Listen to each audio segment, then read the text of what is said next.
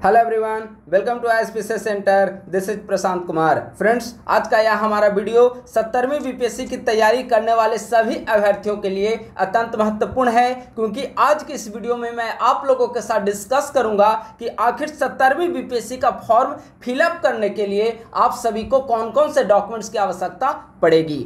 आपके मन में सवाल आ रहा होगा कि अभी तो बीपीएससी के द्वारा वैकेंसी रिलीज भी नहीं की गई है, एप्लीकेशन फॉर्म भरने की डेट भी अभी नहीं आई है, तो ऐसी स्थिति में इस पर वीडियो बनाने का क्या औचित्य है। तो हमारा यही मकसद है कि जब एप्लीकेशन फॉर्म या जब वैकेंसी आ जाती है तो जो भाग दौड़ की स्थिति बनी होती है, कई अभ्यर्थियों के पास क्रीमी लेयर सर्टिफिकेट नहीं होता, कई के पास कास्ट सर्टिफिकेट नहीं होता, और कुछ अभ्यर्थी जल्दीबाजी में पुराने वित्त वर्ष के आधार पर बनाए गए डॉक्यूमेंट्स को अपलोड कर देते हैं, और इसका परिणाम यह होता है कि प्रीलिम्स और मेंस में तो कोई दिक्कत नहीं होती है, लेकिन साक्षात्कार के समय जो डॉक्यूमेंट वेरिफिकेशन होता है उस समय उनको फिर परेशानी का सामना करना पड़ता है। तो आपको ऐसी स्थिति का सामना ना करना पड़े, तो इससे बेहतर है कि आप अभी से ही धीरे धीरे समय निकालकर आप उन सभी डॉक्यूमेंट्स को तैयार करवा लें, ताकि जैसे ही बीपीएससी के द्वारा वैकेंसी रिलीज की जाएगी, फॉर्म भरने की डेट आएगी, तो आप लोग आराम से बिना किसी परेशानी का सामना किए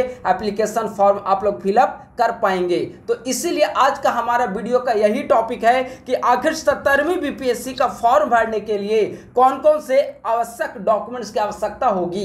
देखिए, ये डॉक्यूमेंट्स वही होंगे जो पुराने जो वैकेंसी रिलीज की गई है उसके आधार पर तैयार की गई है, और आगे भी संभावना है कि जो 70वीं की वैकेंसी आएगी उसमें भी इन्हीं सब डॉक्यूमेंट्स की आवश्यकता आपको पड़ने वाली है। तो आप लोग इसे अच्छे तरीके से अभी से ही अपने ब्लॉक वगैरह से जाकर सारे डॉक्यूमेंट्स, अगर आपका शिक्षा से संबंधित जो डॉक्यूमेंट्स है, एकेडमिक डॉक्यूमेंट्स है, उसे भी आप लोग तैयार रखें, और अगर कास्ट क्रीमी लेयर और भी इनकम वगैरह का जो डॉक्यूमेंट्स है उसे आप लोग अपना ब्लॉक से तैयार करवा ले। तो देखिए, सबसे पहले जिस डॉक्यूमेंट्स की आवश्यकता आपको बीपीएससी का फॉर्म फिलअप करने में होता है वह सबसे पहला है 10th का सर्टिफिकेट। यह हर किसी के पास अवेलेबल होगा, किसी को कोई समस्या यहाँ पर नहीं होने वाली है, क्योंकि 10th का जो ओरिजिनल सर्टिफिकेट है वह 10th पास करने के 2-3 साल के अंदर ही आ जाती है। और आप लोग चूंकि बीपीएससी का एग्जाम देने वाले हैं तो स्वाभाविक है कि 10th के बाद आप लोग 12th ग्रेजुएशन एक लंबा समय होता है, तो इस दौरान हर किसी के पास 10th का सर्टिफिकेट अवेलेबल हो चुका होगा। तो सबसे पहले जिसकी नीड होगी वह है 10th का सर्टिफिकेट। सर्टिफिकेट कहने का मतलब हो गया ओरिजिनल सर्टिफिकेट। ठीक है, आप इंटरव्यू के समय 10th का मार्कशीट भी खोजेगा, 10th का साफ लिखा रहेगा। इंटरव्यू जो आपका कॉल लेटर आएगा उसमें लिखा रहेगा 10th का अंक प्रमाण पत्र। ठीक है, तो मार्कशीट भी खोजेगा उस समय और ओरिजिनल भी खोजेगा, लेकिन प्रीलिम्स के लिए सिर्फ ओरिजिनल सर्टिफिकेट की आवश्यकता होगी। ठीक है, दूसरा जिस डॉक्यूमेंट की आवश्यकता होगी वह है ग्रेजुएशन का डॉक्यूमेंट। यहाँ पर 12th की आवश्यकता आपको नहीं होगी, क्योंकि स्वाभाविक है कि आप ग्रेजुएशन अगर कर पाए हैं तो आपने 12th किया ही होगा। ठीक है, तो 10th के बाद सीधे आपको ग्रेजुएशन की सर्टिफिकेट की आवश्यकता होगी। और ग्रेजुएशन में भी 2 प्रकार के, अगर आपका डिग्री नहीं आया है तब तक प्रोविजनल वैलिड है, और अगर आपका डिग्री आ चुका है तो फिर आप डिग्री वहां पे अप्लाई करेंगे। ठीक है, तो आप लोग ध्यान रखेंगे, अगर आप में से किसी अभ्यर्थी के पास हो सकता है कि किन्हीं अधिकांश ऐसे अभ्यर्थी होंगे जो तुरंत पिछले वर्ष उत्तीर्ण किए हों, और हो सकता है उनके पास ओरिजिनल डॉक्यूमेंट अभी ग्रेजुएशन की आई नहीं हो, तो ऐसी स्थिति में जब तक आपका ओरिजिनल डॉक्यूमेंट्स नहीं आता है तब तक प्रोविजनल ही आपका ओरिजिनल के रूप में काम करेगा। ठीक है, लेकिन जब ओरिजिनल आपकी डिग्री आ जाती है तो फिर प्रोविजनल का कोई औचित्य नहीं रहता है। ठीक है, तो ग्रेजुएशन की आपकी होगी प्रोविजनल या डिग्री, 2 में से कोई एक जो भी आपके पास अवेलेबल हो। ठीक है, अगर आप पुराने अभ्यर्थी हैं, ग्रेजुएशन 3-4 साल पहले आपने उत्तीर्ण कर लिया है, और अगर अभी तक डिग्री आपके पास अवेलेबल नहीं है तो आप यूनिवर्सिटी जाइए और यूनिवर्सिटी से आप लोग डिग्री अवेलेबल करा लें, है ना, क्योंकि उस समय इंटरव्यू के समय फिर आपको भागदौड़ करना पड़ेगा। अगर सीरियस कैंडिडेट हैं तो सारे डॉक्यूमेंट्स को पहले तैयार कर लें, ताकि बीच में आपको कहीं कोई समस्या ना हो और लगातार सिर्फ आपको पढ़ाई का ही समय मिले। ठीक है, अब आइए तीसरा नंबर पे, और जो सबसे महत्वपूर्ण डॉक्यूमेंट है और जहां पर सबसे ज्यादा दिक्कत होती है वह है रिजर्वेशन रिलेटेड डॉक्यूमेंट्स, यानी कि आरक्षण से संबंधित कागजात। अब चूंकि आरक्षण हर एक कैटेगरी के लोगों को अलग अलग आरक्षण की प्रक्रिया है, तो उसके अनुसार हम लोग देखेंगे।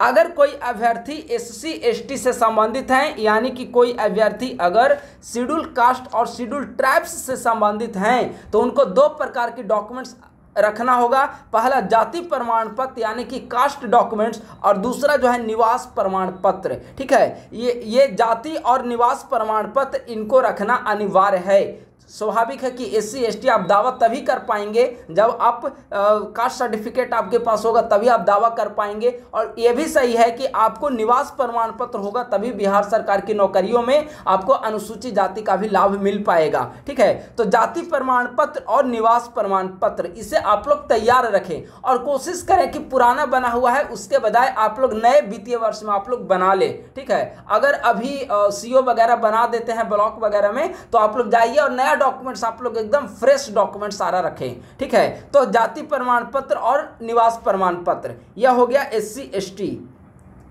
अगला है OBC या EBC। अगर कोई कैंडिडेट अत्यंत पिछड़ा वर्ग या अन्य पिछड़ा वर्ग से संबंधित हैं तो उनको क्रीमी लेयर रहित प्रमाण पत्र की आवश्यकता होगी। और यह जो क्रीमी लेयर रहित प्रमाण पत्र होगा वह अंचलाधिकारी या राजस्व अधिकारी, CO, सर्किल ऑफिसर या रेवेन्यू ऑफिसर RO से मतलब हस्ताक्षरित होगा।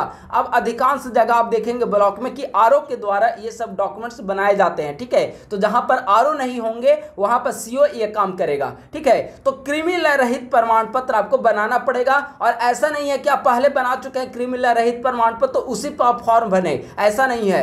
अगर आपका डॉक्यूमेंट्स करेंट वित्तीय वर्ष, करेंट फाइनेंशियल ईयर में है, 2024-25 के फाइनेंशियल ईयर में अगर आपने बनाया है डॉक्यूमेंट्स, तब तो कोई दिक्कत नहीं है। यानी कि मार्च 2024 के बाद आपने बनाया, चूंकि वित्तीय वर्ष चेंज हो जाता है, तब कोई दिक्कत नहीं है। लेकिन अगर आपके पास दिसंबर का बना हुआ है, नवंबर अक्टूबर का बना हुआ है, तो हमारा आपसे यही गुजारिश होगी कि आप लोग नए सिरे से फिर से डॉक्यूमेंट्स बना लें। क्योंकि जब आप क्रीमी लेयर रहित प्रमाण पत्र बनाएंगे तो क्रीमी लेयर रहित प्रमाण पत्र बनाने के लिए इनकम सर्टिफिकेट लगाना होता है। और इनकम सर्टिफिकेट अगर कोई गवर्नमेंट एम्प्लॉय हैं तो हर साल उनकी इनकम में थोड़ा बहुत बदलाव होता है। तो करेंट वित्तीय वर्ष, आप वित्तीय वर्ष 2023-24 के जो सैलरी होगी उसके आधार पे 24-25 यानी कि अभी आप मई जून जुलाई तक आप बना लीजिए आराम से। यहाँ यानी कि करंट सेशन का आपका बना होना चाहिए आपका इनकम क्रीमी लेयर सर्टिफिकेट। ठीक है, फिर निवास प्रमाण पत्र, ये तो इजी है बनाना, कोई दिक्कत होगी नहीं डोमिसाइल सर्टिफिकेट में।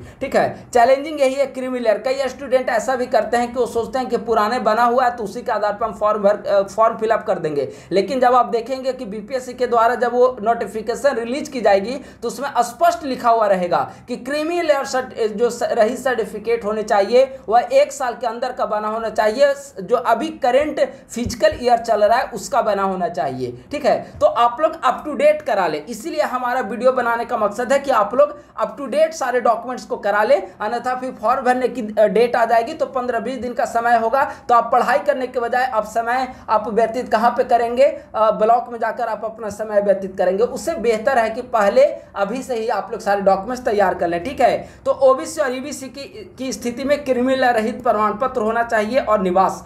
अब स्वाभाविक है कि जब आप क्रीमी लेयर रहित प्रमाण पत्र बनाएंगे तो क्रीमी लेयर रहित प्रमाण पत्र आपका तभी बन पाएगा जब आपके पास इनकम सर्टिफिकेट होगा, कास्ट सर्टिफिकेट होगा। ठीक है, तो इस बहाने से अगर देखा जाए तो आपका निवास बनेगा ही, इनकम बनेगा ही, कास्ट बनेगा ही और क्रीमी लेयर बनेगा ही। ठीक है, लेकिन आपको फॉर्म फिलअप करने के दौरान इन्हीं 2 डॉक्यूमेंट्स की आवश्यकता होगी। इसके बनाने के लिए आपको इन 2 डॉक्यूमेंट्स को भी बनाना होगा। ठीक है, तो इस प्रकार से आपको अगर आप OBC और EBC से हैं तो इतना काम आपको करना पड़ेगा। अब आइए EWS। देखिए, अगर आप 69वीं का नोटिफिकेशन देखेंगे तो वहां पर इन्होंने आय और परिसंपत्ति प्रमाण पत्र के लिए स्पष्ट रूप से वित्तीय वर्ष का वहां पर उन्होंने उल्लेख किया था। ठीक है, तो इस बार का वित्तीय वर्ष आपका स्वाभाविक है कि 2023-24 की जो आय होगी किन्हीं भी पेरेंट्स वगैरह की, उसके आधार पर ही डॉक्यूमेंट्स अभी बन पाएगा। क्योंकि अभी वित्तीय वर्ष चल रहा है तो पुराने वित्तीय वर्ष के आधार पर ही बन पाएगा। तो EWS कैंडिडेट अगर कोई है, इकोनॉमिक वीकर सेक्शन, जहाँ की जिसे बिहार सरकार के द्वारा 10% का आरक्षण भी राज्य सरकार के द्वारा इसे अनुमोदित कर दिया गया है, केंद्र सरकार के द्वारा सिफारिश किया गया, लेकिन विभिन्न राज्यों में इसे लागू किया गया है, उनमें बिहार भी एक है। और जो 10% का आरक्षण दिया जाता है उसके लिए आपको आय सर्टिफिकेट और परिसंपत्ति प्रमाण पत्र की आवश्यकता होगी। तो आप लोग आय और परिसंपत्ति प्रमाण पत्र जो है आप लोग तैयार रखें। अब आइए दिव्यांग कैंडिडेट के लिए, अगर कोई दिव्यांगता का अपना दावा ठोकते हैं तो राज्य के किसी भी सरकारी चिकित्सा महाविद्यालय एवं अस्पताल से निर्गत दिव्यांगता प्रमाण पत्र उनके पास उपलब्ध होनी चाहिए। ध्यान रखेंगे, सरकारी चिकित्सा महाविद्यालय से या अस्पताल से निर्गत होनी चाहिए दिव्यांगता प्रमाण पत्र। ठीक है, तो ये भी आपके लिए बहुत जरूरी है। अगर आप दिव्यांग कैंडिडेट हैं तो आप लोग डॉक्यूमेंट्स को तैयार कर लें। और सबसे जो महत्वपूर्ण है और सबसे जहां पर परेशानी होती है वह महिलाओं को लेकर, कि विवाहित जो महिलाएं हैं उनके सामने दिक्कत होती है कि वे जो पति के नाम से वो निर्गत कराएं या फिर पिता के पते से।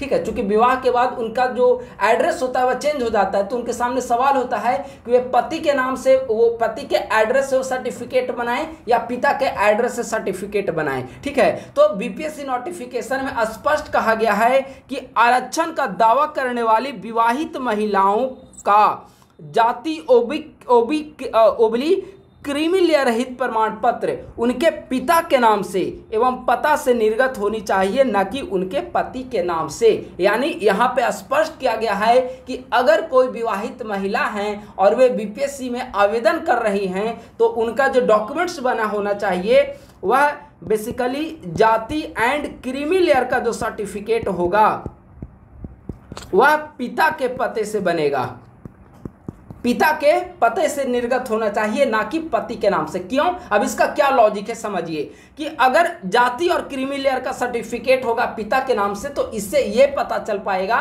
कि मूल रूप से वह जो महिला या बालिका हैं जो भी हैं वह मूल रूप से कैंडिडेट जो हैं वे किस कास्ट की हैं। ठीक है, हाँ, आय जो है वह आपको आय सर्टिफिकेट जो होगा वह आप पति के नाम से बनाएंगी, तभी वह आपका वैलिड होगा। आय आपका पति के नाम से बनेगा, लेकिन निवास जो है, निवास, जाति, क्रीमी लेयर, ये सब बनेगा आपको पिता के नाम से। चूंकि निवास आपको तभी आरक्षण का लाभ मिलेगा ना, तो निवास का आपसे ये निवास के माध्यम से जानकारी मिल पाएगी कि आप आप बिहार के हैं, झारखंड के हैं, यूपी के कहाँ की रहने वाली हैं। ठीक है, तो अगर आपके पिता के एड्रेस से निवास बना हुआ है तो स्वाभाविक है कि आप बिहार के बनी होंगी। ठीक है, उसी प्रकार से जाति, पिता की जाति से आपकी जाति का पता चल पाएगा। ठीक है, लेकिन आय जो है आपके पति के नाम से बनेगा। ठीक है, तो कोई कंफ्यूजन इसमें नहीं होना चाहिए, एकदम हमने स्पष्ट से बता दिया।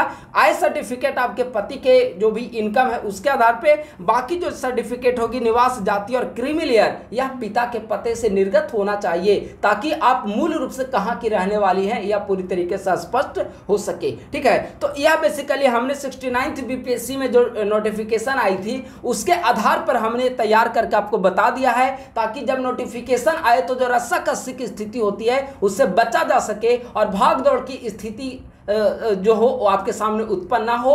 तो एक जैसे ही आप सारे डॉक्यूमेंट्स का भी आप लोग तैयार करवा लीजिए, ताकि अभी आपका डॉक्यूमेंट्स तैयार हो जाएगा। लंबे समय लगता है, ब्लॉक में भी अगर आप अप्लाई करेंगे, अब तो ऑनलाइन अप्लाई होता है, तो ऑनलाइन अप्लाई अगर आप करेंगे तो करने के बाद अगर आप पूरी तरीके से छोड़ देते हैं तो आपको 10 से 15 दिन टाइम लगेगा। अगर आप थोड़ा बहुत वहाँ पे किसी की सिफारिश कर लेते हैं कि थोड़ा जल्दी करवा लेते हैं तो भी आपका 1-2 दिन में भी आपका डॉक्यूमेंट सारा बन सकता है। ठीक है, तो अभी समय है, स्पेशली क्रीमी लेयर का सर्टिफिकेट या ईडब्ल्यूएस वगैरह का जो सर्टिफिकेट है उसे आप लोग जल्द से जल्द बनवा लें। वर्तमान करंट फिजिकल ईयर का हो जाएगा, अभी मई चल रहा है, मई जून तक आप लोग बना लीजिए, क्योंकि संभवतः जुलाई में नोटिफिकेशन आ जाएगी और एग्जामिनेशन का भी समय उस समय नजदीक होगा। तो उस समय अगर आप समय ब्लॉक में जाकर व्यतीत करेंगे सर्टिफिकेट के कारण तो निस्संदेह आपकी कैरियर पर उसका नकारात्मक प्रभाव पड़ेगा। तो इन सभी उधेड़बुन और भागदौड़ की जिंदगी से बचने के लिए अभी ही बेहतर समय है कि आप लोग इन सारे डॉक्यूमेंट्स को तैयार कर लें। तो बस आज के वीडियो में हमारा यही उद्देश्य था, ताकि आप सभी को यह बता सकूं कि कौन कौन से डॉक्यूमेंट्स आपको आवश्यकता पड़ेगी और आप उसके लिए पहले से तैयार हो जाएं। हमारे वीडियो अगर पसंद आया हो तो यूट्यूब चैनल को लाइक, सब्सक्राइब और शेयर करना ना भूलें। अपने दोस्तों के साथ इस यूट्यूब चैनल के लिंक को अधिक से अधिक शेयर करें, ताकि अधिक संख्या में बीपीएससी की तैयारी करने वाले अभ्यर्थी हमारे यूट्यूब चैनल से जुड़ सके। हमारा टेलीग्राम ग्रुप को भी आप लोग ज्वाइन कर सकते हैं। अगर आप लोग न्यू हैं अगर हमारे यूट्यूब चैनल पे, तो हमारे टेलीग्राम ग्रुप को आप लोग ज्वाइन कर लीजिए @ISPC सेंटर, जहां पर बीपीएससी की तैयारी से संबंधित सारे डॉक्यूमेंट्स आपको निःशुल्क प्रोवाइड कराए जाते हैं। तो बस आज के वीडियो में इतना ही। थैंक यू सो मच, बहुत बहुत धन्यवाद।